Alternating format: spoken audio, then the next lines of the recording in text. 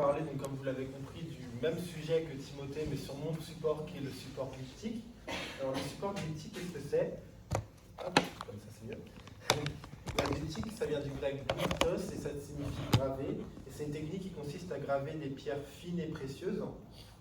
Alors les pierres, elles sont, il faut imaginer, en termes de voyage, elles sont déjà elles sont récupérées dans des mines, elles sont acheminées jusqu'aux ateliers. Et le travail il consiste en un équarrissage, c'est-à-dire qu'on dégrossit le cristal pour obtenir des sortes d'objets qui ressemblent à ça, un petit peu. Là, c'est des camées en l'occurrence, mais ça peut être des intailles également. Et ensuite, elles sont polies. Le polissage va en général à pierre ovale, mais elle peut aussi être ronde ou encore rectangulaire, même si c'est plus rare. Les deux faces de la pierre, elles peuvent être bombées ou plates. Et enfin, le motif il peut être gravé en creux. Je ne sais pas si vous voyez la différence entre un camé et une intaille. Ouais. Alors, une intaille, en fait, imaginez que l'image que vous voulez graver, vous la gravez en creux dans la pierre, alors que dans le camé, c'est le contraire, vous prenez l'image et vous gravez autour. Ce qui fait que l'image, elle sera saillante, contrairement à l'intaille où elle sera creusée. C'est ça la différence. Et pour vous montrer un petit peu des camés,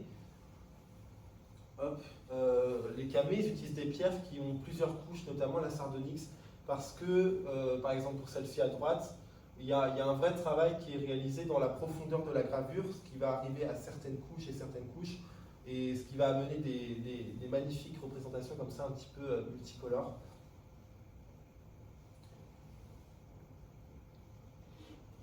Je vais vous faire un petit peu d'histoire de la glyptique, parce que c'est un support assez méconnu.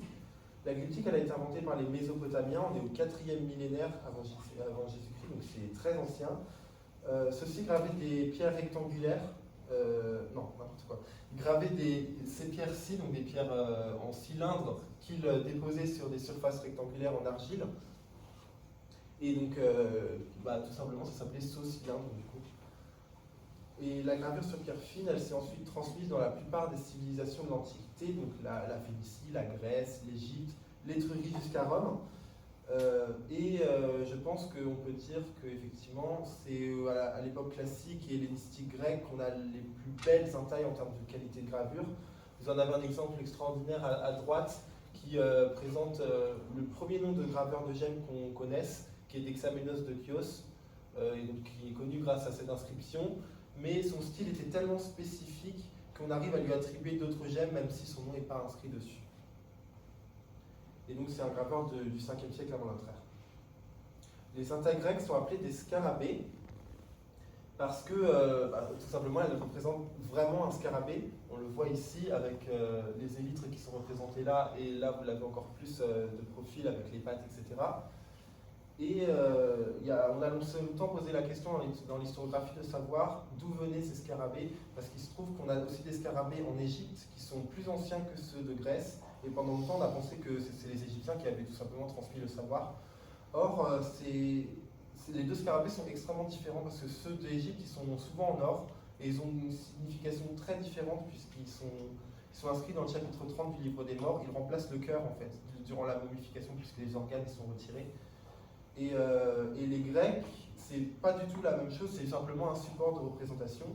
Et très récemment, on s'est rendu compte qu'en fait, c'est probablement les Phéniciens, c'est pour ça que j'ai mis un scarabée phénicien, qui auraient appris la technique de gravure sur pierre dure aux Grecs, puisque à cette époque-là, Chypre était occupée à la fois par les Phéniciens et les Grecs, et donc on pense que ce serait cet endroit qui aurait été le lieu de rencontre des deux cultures et de la technique.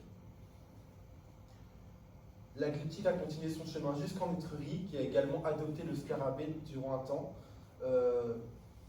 Vous voyez ici, je vous montre pourquoi je vous montre la conquête de l'Italie par Rome.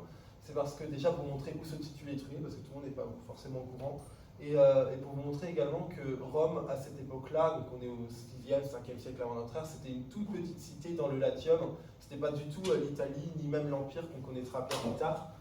Et donc, c'est en Étrurie qu'effectivement on trouve ces scarabées.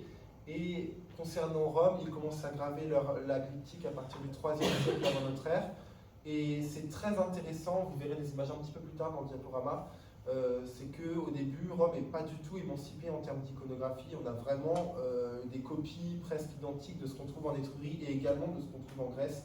C'est pour ça que les deux premiers styles romains de glyptique, on les appelle étrusquisants et hellénistiques. Donc au IIIe siècle, 2e siècle avant notre ère. Et c'est vraiment à la fin de la République, donc milieu 1er siècle, qu'on a une émancipation et une évolution en termes de quantité, de diversité d'images qui sera purement romaine et très très différente de ce qu'on trouve avant. Et c'est dû au fait notamment que, évidemment, à cette époque, Rome va avaler, si je peux me permettre, quasiment tous les autres peuples de l'Italie, le Samnium, l'Étrurie, etc. Et qu'ils auront un grand contrôle, un grand pouvoir et donc des richesses pour pouvoir également graver des gemmes, puisque, comme je vous ai dit plus tôt, il faut les acheminer, ça coûte déjà très cher, puisqu'il faut aller les chercher en Asie. En 27 avant notre ère, Auguste devient le premier empereur de Rome, et il fonde la dynastie julio-claudienne. Et c'est sous cette dynastie que les grandes gemmes de propagande elles sont taillées. Et c'est également sous Auguste que les grands graveurs recommencent à inscrire leur nom sur leur travail. Donc vous avez Nexamenos tout à l'heure en Grèce, et ensuite on n'en a vraiment plus du tout à l'époque hellénistique. Ça revient à la fin de la République. Donc vous avez ici Dioscurides qui est inscrit là, et qui était... Alors malheureusement, on n'a pas beaucoup, à part celle-ci, on n'a pas beaucoup d'intailles qui lui sont... où on a son inscription, on n'en a qu'une seule, on en a d'autres qui sont attribuées. Et ce qu'on sait, c'est que c'était le graveur sur gemme d'Auguste attitré. Enfin, au 1er siècle avant notre ère, c'est un nouveau type d'intaille amulette qui naît en Égypte, que vous avez à droite, qui est extrêmement différent en termes d'iconographie des autres intailles que vous avez vues plus tôt. Ces gemmes, elles sont déjà gravées des deux côtés, contrairement aux autres intailles qui sont très rarement gravées des deux côtés. Et les scènes illustrées, elles sont très différentes, comme je vous ai dit, parce qu'elles tiennent à la fois de la mythologie égyptienne, de la mythologie grecque. On a des apports en termes d'inscription qui viennent du judaïsme, et on a tout un répertoire magique qui est extrêmement intéressant, puisqu'on le retrouve à l'identique dans des papyrus magiques de l'époque hellénistique grecque. Dans quelle mesure c'est cohérent? En fait, c'est vraiment la même chose. C'est-à-dire que les papyrus en question, les papyri, ils vont vous dire prenez une pierre verte, gravez-la avec ce motif, utilisez cette inscription très précisément. Et on a quelques exemples d'intailles qui ont été retrouvés qui vraiment respectent à la ligne près ce qu'on trouve dans le papyrus en termes de représentation. Donc c'est assez extraordinaire, mais je le mets un peu de côté puisqu'on n'a pas du tout d'iconographie sur le sport dans les entailles magiques. On n'a pas une seule, j'ai vérifié. Voilà. Et donc, pour continuer après un peu plus tard, l'art de la glyptique subit une quasi-disparition assez obscure au 3e, 4e siècle de notre ère. On a vraiment une disparition, c'est peut-être un peu fort, mais une diminution très impressionnante en termes de quantité. On n'a plus que quelques ateliers, notamment à Constantinople, qui vont faire quelques intailles, mais ça va vraiment disparaître petit à petit. Et au 5e, 6e siècle de notre ère, on n'en a quasiment plus. On a 2-3 exemplaires rarissimes, mais c'est tout. Et au Moyen-Âge, donc on n'en a plus, mais par contre, on commence à en retrouver. Et à ce moment-là, c'est l'époque où on commence à les monter sur des chasses. C'est assez incroyable. Je vous donne un exemple assez fabuleux qui vient de la cathédrale de Cologne, la chasse des rois mages, qui date du XIIe siècle, et qui comporte exactement 304 intailles sur ces 4 faces. Vous avez quelques intailles qui sont sur un zoom que j'ai fait là-haut. Et sur les 304, il y en a à peu près moitié-moitié qui sont antiques et moitié qui sont modernes, qui ont été rajoutées après. Et donc voilà, c'est un exemple de ce qu'on peut trouver, et ça a permis également de préserver certaines intailles qui ne seraient jamais arrivées jusqu'à nous sans ça.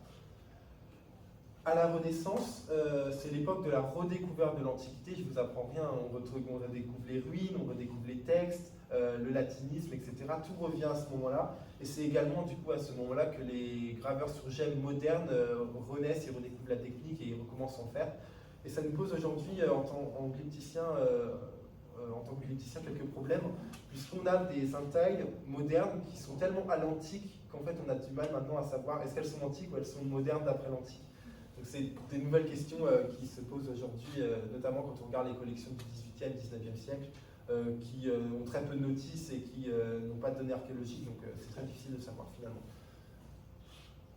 Alors, avant de passer enfin au corpus vraiment sur le sport, je vais finir mon introduction par vous dire quelles pierres sont utilisées.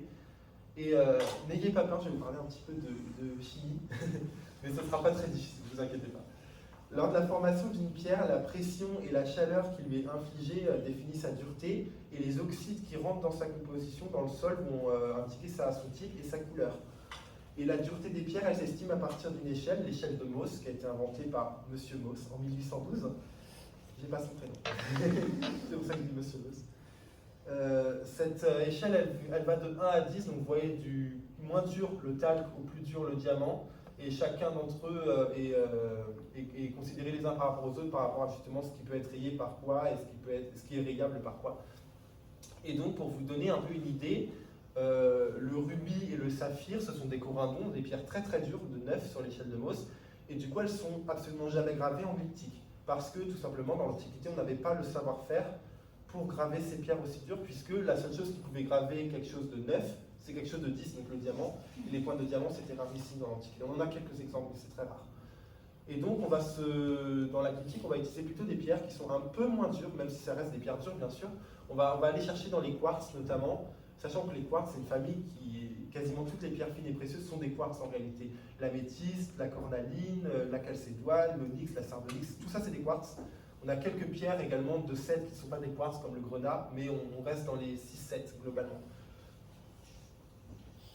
Et ça, c'est à partir de la Grèce. Comme je vous ai expliqué tout à l'heure, les Phéniciens ont appris aux Grecs à graver les pierres dures. En Mésopotamie, on n'avait pas encore ce savoir-faire, donc on est encore avant, on est sur des pierres un peu moins dures, plutôt 4-5, la serpentine, le marbre, etc. Le granit également. En Grèce, donc, je vous ai dit, les quartz, la cornaline, c'est la pierre la plus gravée, et ça, à quasiment toutes les périodes. La seule période où ce n'est pas le cas, c'est l'époque hellénistique, justement, où c'est le grenat, qui est la pierre la plus gravée. Et ça s'explique assez simplement, puisque c'est à l'époque où on découvre des gisements en Asie mineure de grenat, en grande quantité. Et donc l'Asie mineure, c'est la Turquie actuelle, donc c'est juste à côté de la Grèce, donc forcément, c'était pas très pratique pour eux. Ils avaient une pierre de très belle qualité qui venait en très grande quantité et pas loin. Donc ça explique tout simplement pourquoi à cette époque le grenat il explose en termes de représentation, et puis après à l'époque romaine il rediminue, c'est à nouveau la cornaline qui est la pierre la plus grave.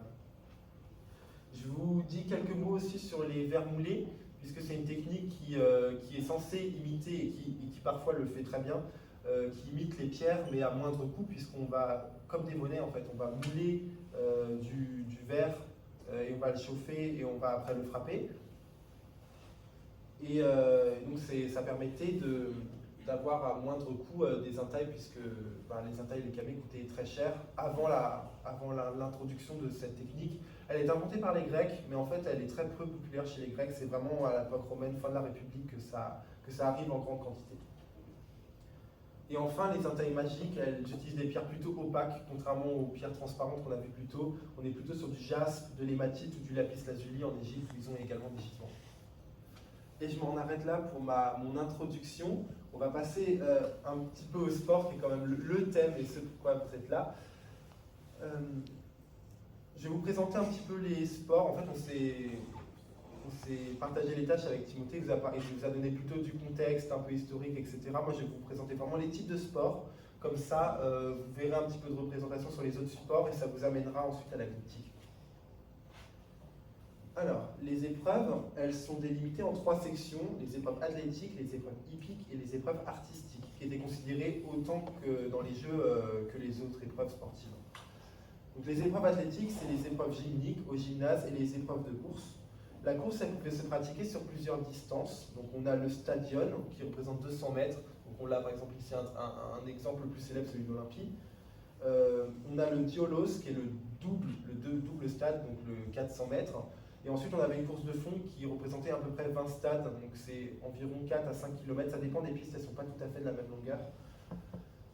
Et enfin, la course en armes, donc avec des hoplites, était la toute dernière épreuve de course et la dernière épreuve qui était pratiquée durant les Jeux Olympiques. Parce que je ne sais pas si vous le savez, je pense que vous le savez que les cités grecques sont en concurrence, voire en guerre à de très nombreux moments dans l'Antiquité, et que durant les Jeux Olympiques, on a une trêve entre les cités, puisque c'est toutes les cités qui participent.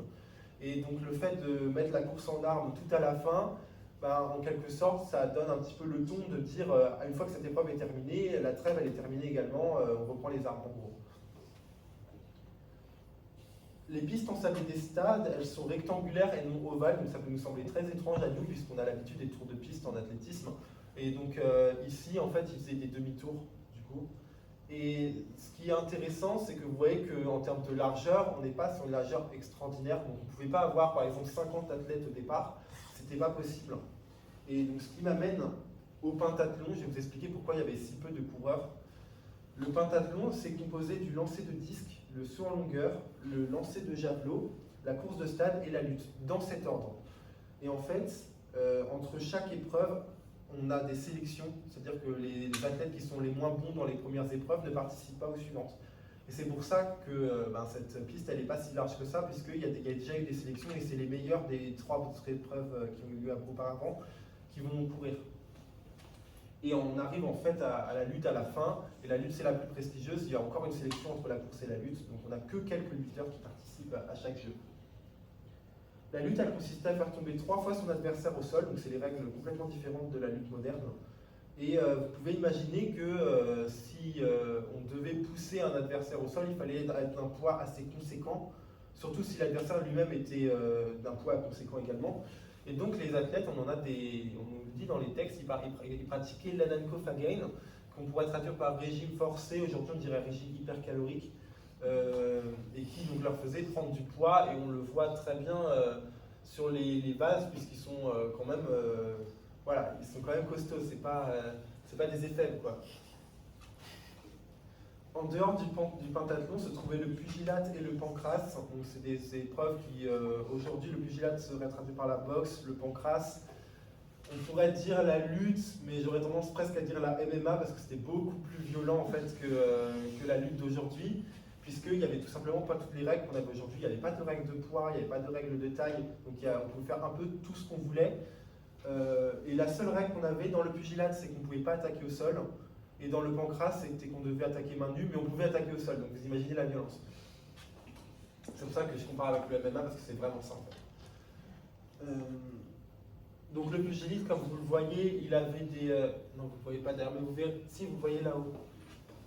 Il est pas main nue, lui, contrairement aux joueurs de pancrace. Il possède ce qu'on appelle le... évidemment, le nom m'échappe, mais ça me reviendra après. Le caestus, pardon, qui est une bandelette de cuir. Comme vous le voyez, elle va pas, c'est pas l'équivalent du gant de boxe moderne, elle va pas jusqu'au bout des doigts, ce qui fait que en fait les pugilistes ils pouvaient tenir quelque chose dans la main pendant qu'ils frappaient. Donc ça rejoint encore cette idée de violence. Et au point que Constantin va même interdire ces sports en 325 parce que au vu de la violence de ceux-ci. Les épreuves hippiques, elles sont aussi anciennes que les épreuves athlétiques. Je vais juste vous donner le vocabulaire rapidement, puisqu'en fait Timothée vous en a déjà parlé, je pense que vous connaissez un petit peu les termes quand même. La course à 2 chevaux, l'attelage de 2 chevaux c'est le bige, l'attelage de 4 chevaux c'est le quadrige, et le conducteur du char on la nomme l'aurige. Et l'aurige de Delphes, c'est une des statues les plus connues de l'Antiquité, représente justement un conducteur de char durant les jeux pythiques, donc les jeux de Delphes. Et en plus elle est assez extraordinaire parce que déjà c'est un des rarissimes bronzes grecs qui est en bon état. Et en plus, elle est vraiment de la période, quoi, 5e siècle, c'est vraiment, alors c'est pas les premiers jeux, mais on est quand même à l'époque vraiment des Jeux Olympiques en lettres dorées, si je peux me permettre. Comme aujourd'hui, l'infrastructure dans laquelle ces épreuves avaient lieu, c'est l'hippodrome, puisque hippos, ça veut dire cheval. Et dans la mesure où l'entretien d'une écurie et le déplacement des chevaux jusqu'à l'infrastructure coûtait une fortune, il n'y a que les nobles finalement qui pouvaient participer à cette épreuve puisque ça coûtait beaucoup trop cher pour le commun des mortels en quelque sorte. Et en outre, ce n'est pas l'aurige mais le propriétaire de l'écurie qui remportait l'épreuve au jeu. Et donc on a des mentions en fait de très très grands noms de l'Antiquité, par exemple Philippe II, ou de nombreux, y compris des femmes d'ailleurs, qui ont remporté les épreuves hippiques aux Jeux Olympiques puisque c'est eux qui ont fourni les chevaux gagnants en quelque sorte.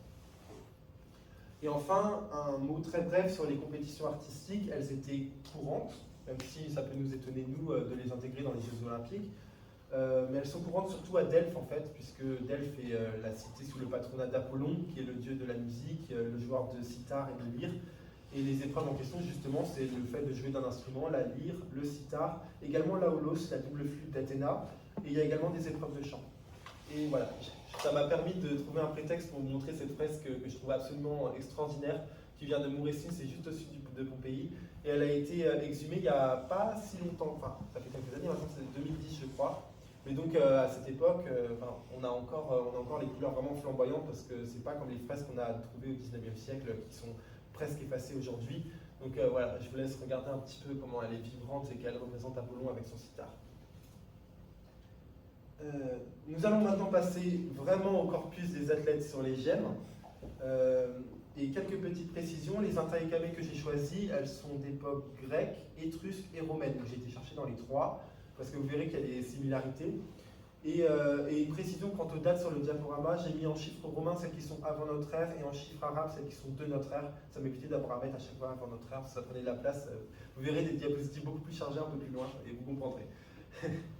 Ce corpus donc, a été délimité en trois parties, les représentations d'athlètes et des sports, les représentations de la victoire au jeu, et en troisièmement, les représentations du nettoyage de l'athlète après la pratique sportive, puisqu'on retrouve vraiment les trois en grande quantité.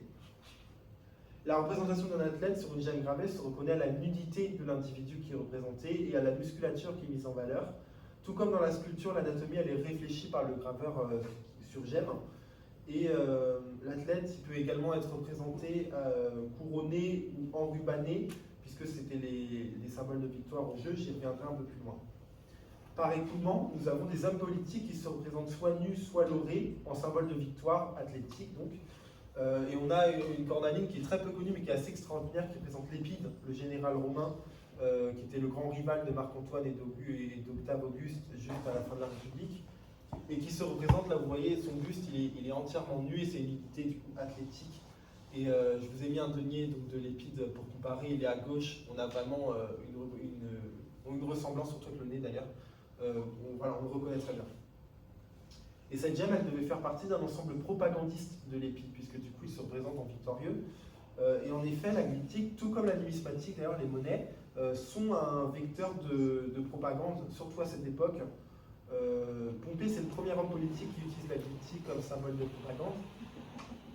On sait que sa collection a été visitable, elle était très populaire. Ça m'a déconcentré.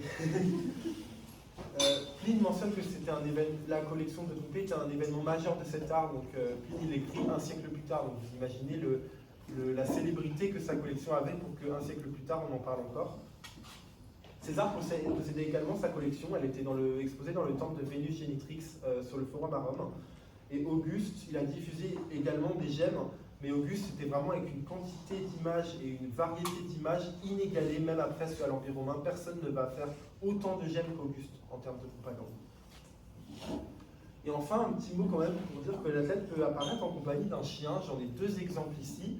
Alors, j'ai cherché pourquoi, mais j'ai pas trouvé très honnêtement. Et ça semble pas être issu d'un mythe, ça semble pas être issu d'un fait historique. Donc la question reste complètement ouverte, je vais continuer à me renseigner. Si je trouve, je vous donne la réponse.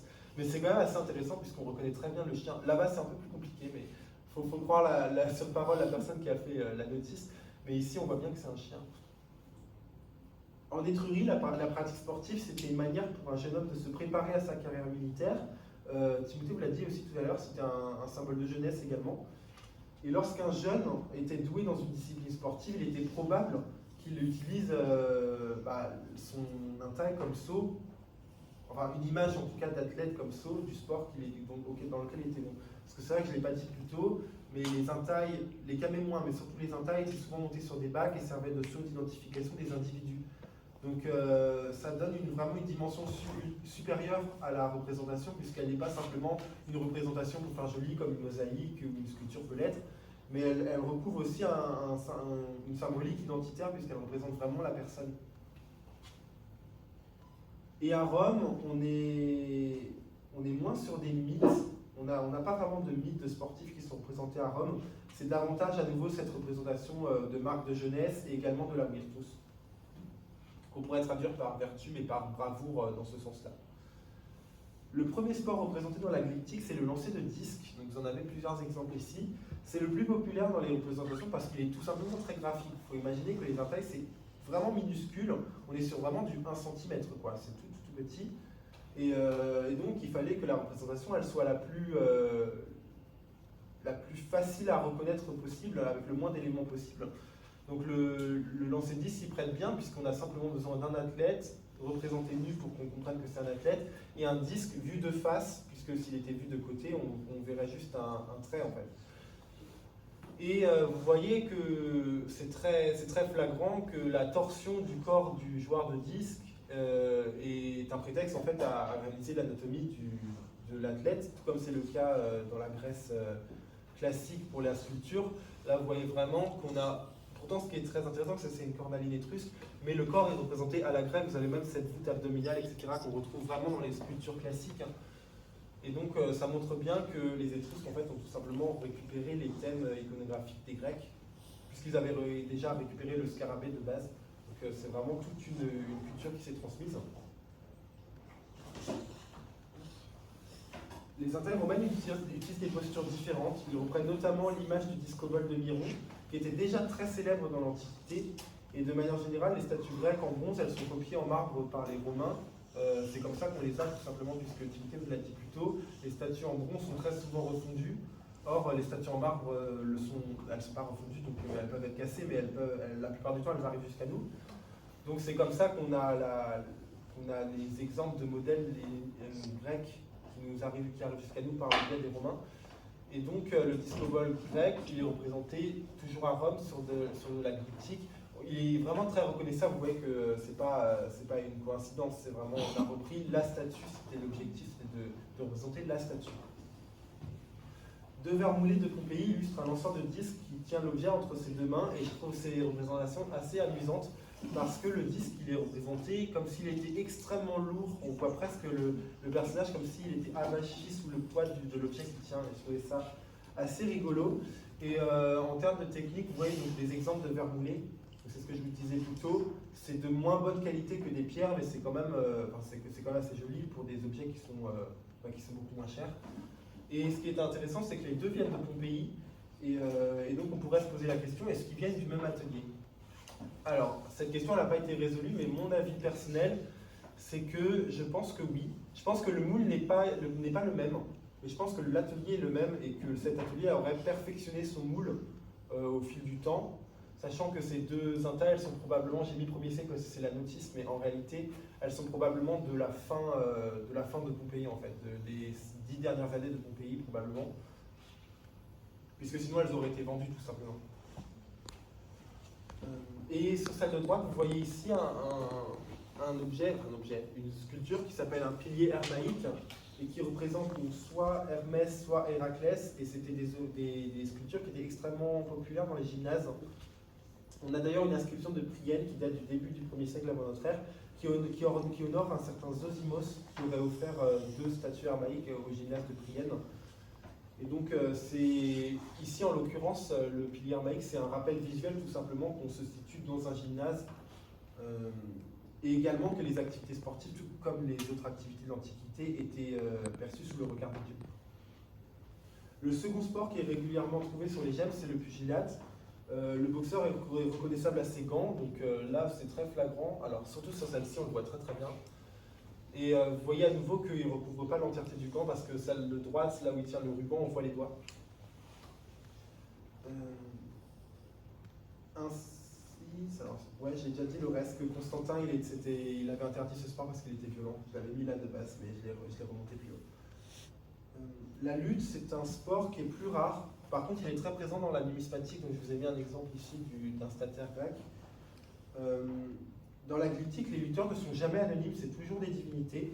Ici, vous avez Héraclès, qui est reconnaissable avec la peau du lion de Némée. Je vous demande de faire confiance parce qu'elle est difficile à voir. Et il tient un personnage ici, il le tient.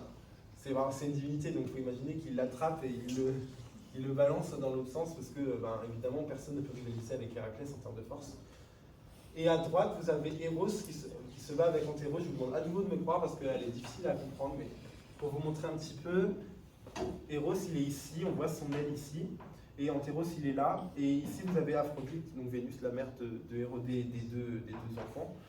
Et donc la présence d'Aphrodite ici, elle montre que c'est pas de la lutte réelle, c'est plutôt un jeu puisque ce sont des dieux enfants. Donc le sport pouvait être détourné de cette manière pour représenter des divinités, surtout Eros qui est la divinité la plus représentée sur la glyptique en général. Donc Eros, on le retrouve dans tout un tas de représentations, on le retrouve conduisant des chars, on le retrouve en train de jouer, on le retrouve en train de lutter, etc.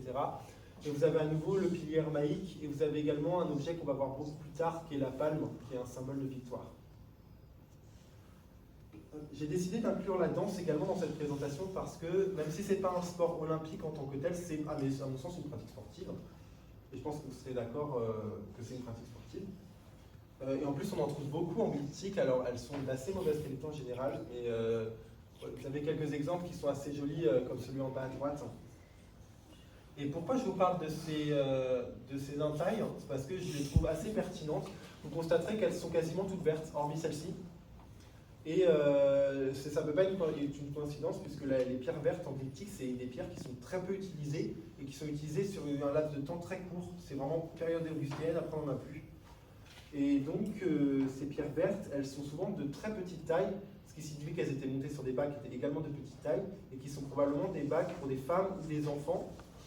Et là où je veux en venir, c'est que c'est quand même, je trouve, assez intéressant que l'image de la danseuse soit portée comme symbole d'identification de femme. Les danseuses, elles peuvent être drapées ou nues si ce sont des ménades. Donc vous avez une ménade en bas à droite. Et elles peuvent aussi accompagner la danse par de la musique. Ici, vous avez un tambourin. Alors, on a des représentations un petit peu plus belles qui représentent un peu mieux le tambourin, mais avec la comparaison, on sait que c'est un tambourin.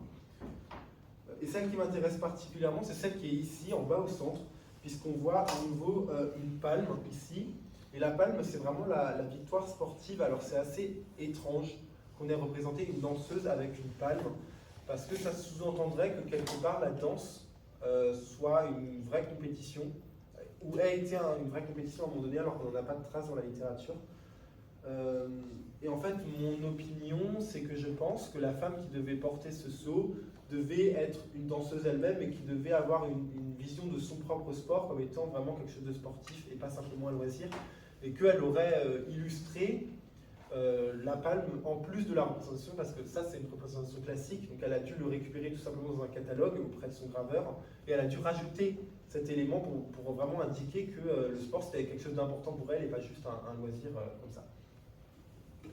Et je tiens aussi à mentionner que les jeux héréens existaient en Grèce, donc les jeux d'Héra qui étaient l'équivalent féminin aux Jeux Olympiques. Même si la danse n'y figurait pas, mais voilà, on a quand même des femmes qui pratiquent du sport dans l'Antiquité. La crosse n'était pas représentée sur les gemmes dans la mesure où aucun objet n'est nécessaire pour ce sport, pour l'identifier. Donc c'est difficile d'identifier en réalité un coureur, de le différencier d'un athlète nu simplement qui se tient debout. Néanmoins, je vous ai projeté une entaille à l'écran qui représente probablement un coureur. Alors pourquoi?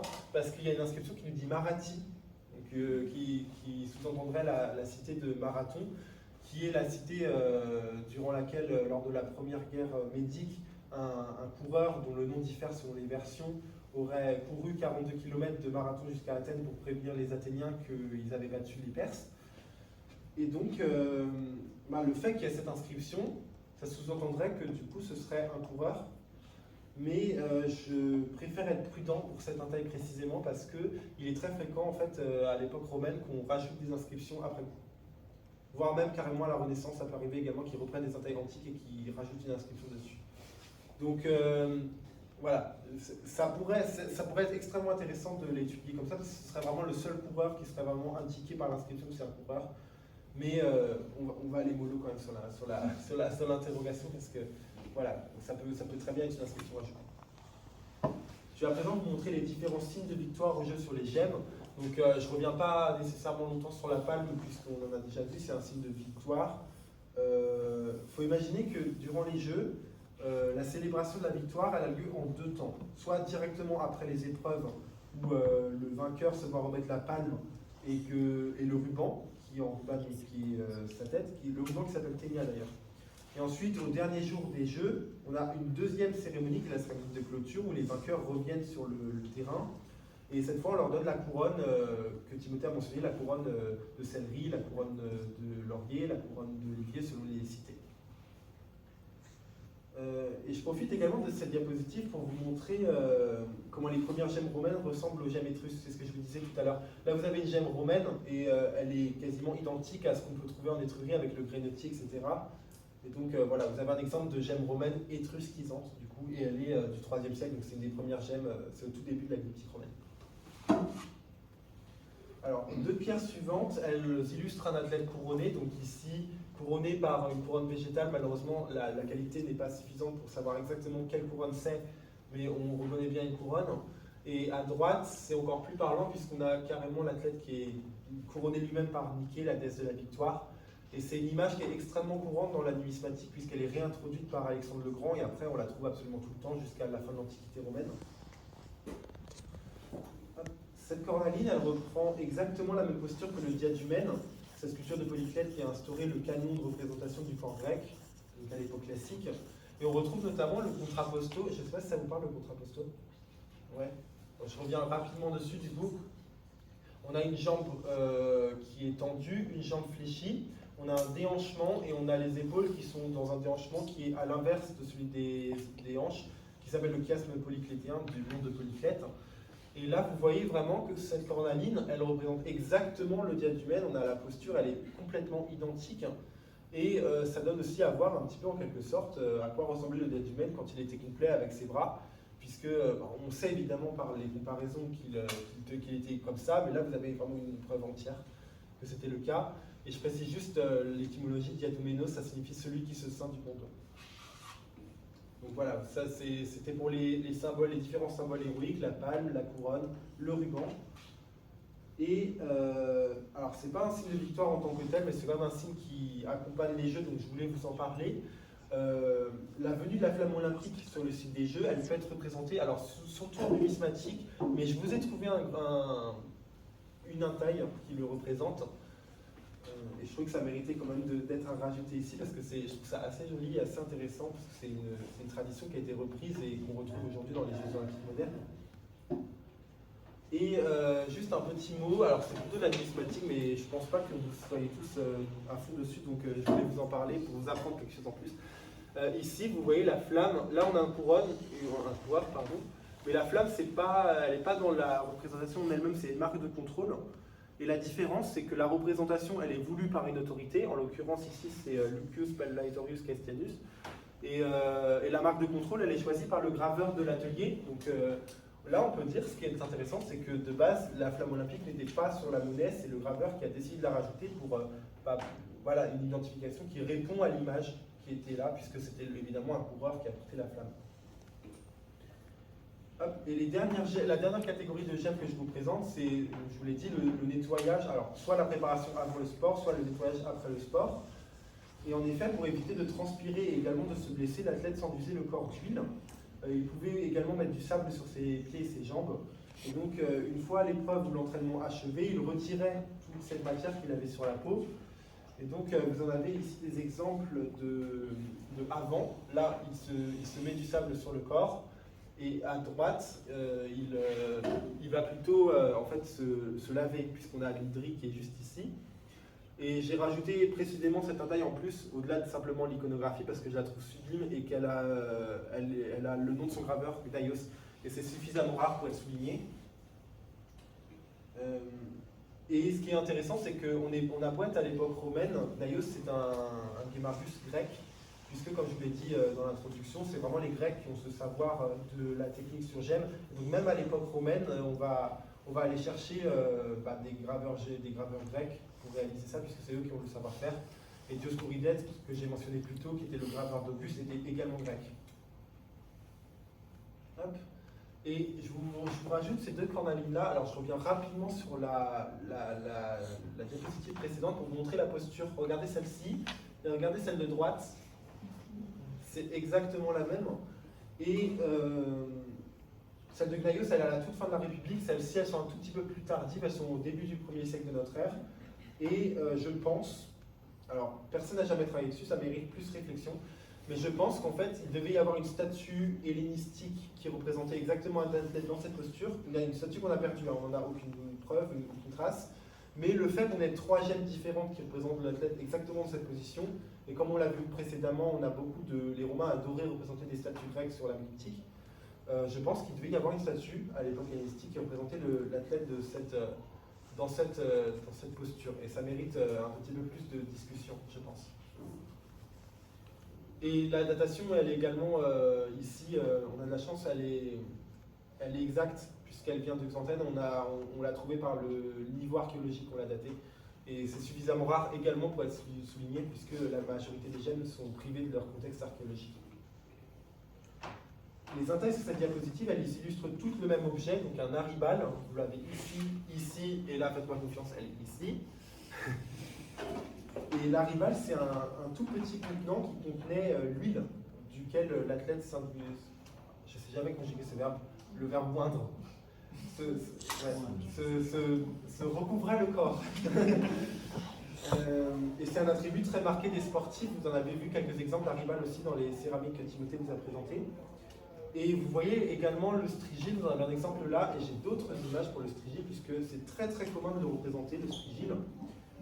Et ce qui est très intéressant, vous voyez sur la diapositive, quand on a une grecque, une étrusque et des romaines, donc c'est une représentation qui a traversé les trois civilisations et qui a peu changé finalement, puisque en fait c'était simplement, encore une fois, quelque chose de très plastique, de très facile à réaliser, et on comprenait tout de suite par le strigile que c'était un athlète. Et c'était l'objectif qui était attendu des personnes qui achetaient les intailles.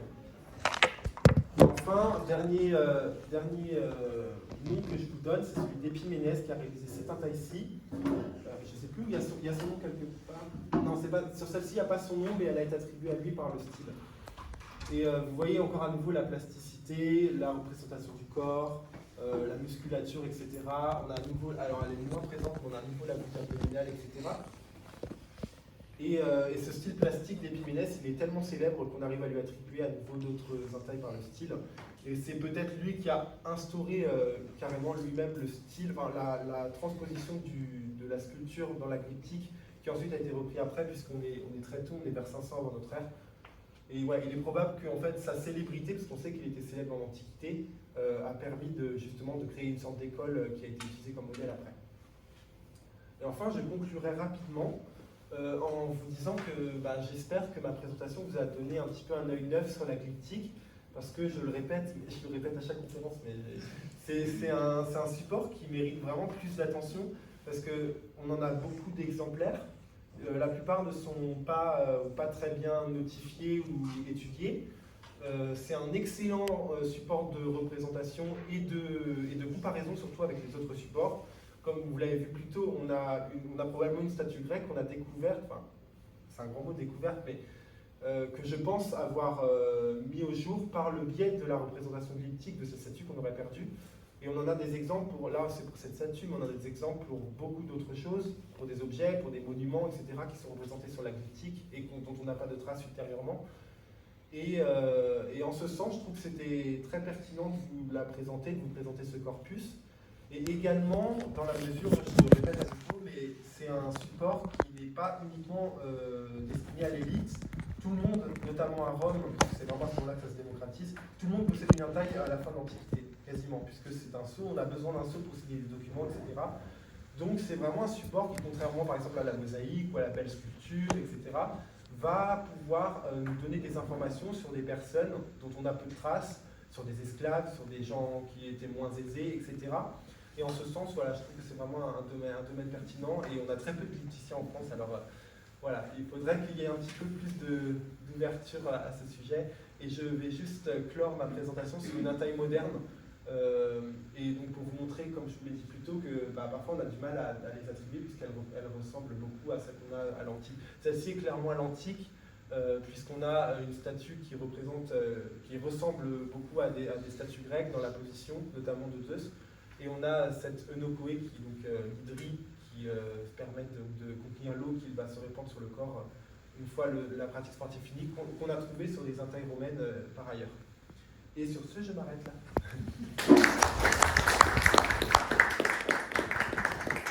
Est-ce que vous avez des questions? N'hésitez pas, sur le sport ou sur la politique en général. Oui, je t'en prie. Tout à l'heure, tu parlais des vainqueurs des courses de chars, que c'était les propriétaires qui étaient attribués le vainqueur. Oui, tout à fait. Et du coup, je me demandais pour les entraîneurs des autres disciplines que Timothée a évoquées tout à l'heure, si ce sont aussi des nobles qui entraînent des athlètes, ou est-ce que ce sont d'anciens athlètes qui entraînent de nouveaux athlètes? J'avoue que j'en ai aucune idée. Je pense qu'il devait y avoir quand même quelque chose d'assez prestigieux, dans la mesure où, en tout cas pour les athlètes qui avaient déjà remporté des médailles aux Jeux, enfin des médailles, des couronnes aux Jeux, ils avaient une certaine célébrité, ils avaient des statues à leur effigie, on parlait d'eux dans des textes, etc. Donc je pense qu'effectivement, quand on avait la chance d'entraîner un athlète qui serait célèbre en quelque sorte, je pense qu'on devait avoir soi-même un certain prestige en quelque sorte, soit en tant qu'ancien athlète, soit en tant que prestige monétaire en fait. Mais honnêtement, je ne pourrais pas en dire plus parce que j'avoue que je n'ai pas été creusé de ce côté-là. Quelque chose d'autre peut-être? Alors dans ce cas-là, je pense qu'on peut clore cette présentation et je vous remercie encore à nouveau d'avoir été présent. Et je pense que je vais retrouver certains d'entre vous dans les autres conférences qui auront lieu cette semaine.